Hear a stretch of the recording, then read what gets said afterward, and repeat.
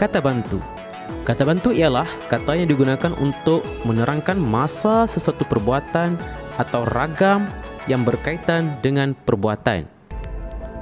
Kata bantu terbagi pada 3 subgolongan, iaitu kata bantu ragam, kata bantu aspek dan kata bantu berpasangan. Kata bantu aspek yang pertama ialah telah.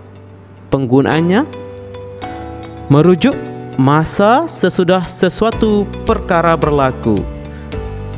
Contoh ayat, dia telah sedar akan kesalahannya.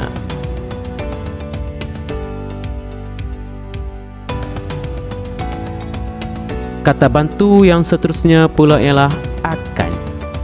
Akan menunjukkan kemungkinan yang akan berlaku. Itulah penggunaannya. Kita tengok contoh ayat. Kita akan bercuti tidak lama lagi.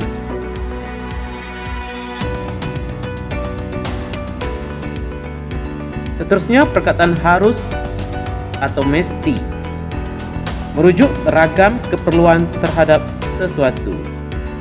Mari kita lihat contoh ayat. Kita harus berhati-hati di jalan raya. Nomor 2, saya mesti belajar dengan tekun dan gigih.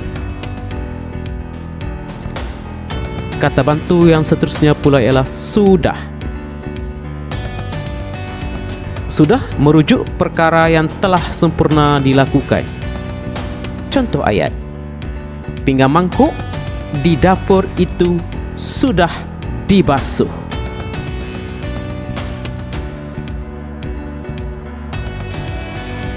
Seterusnya kita lihat kata bantu pernah.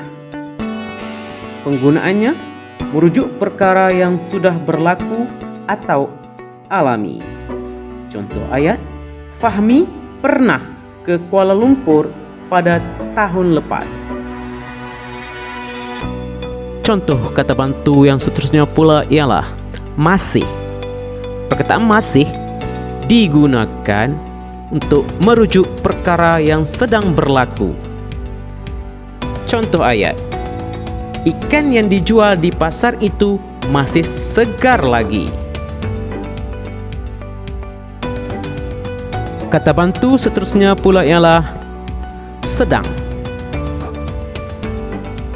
Penggunaannya merujuk perkara yang masih berlaku. Contoh ayat, dia sedang bermain ketika kami tiba.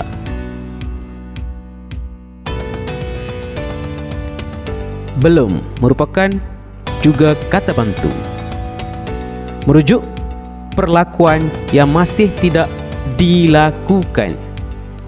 Contoh ayat, keputusan peraduan itu belum diumumkan.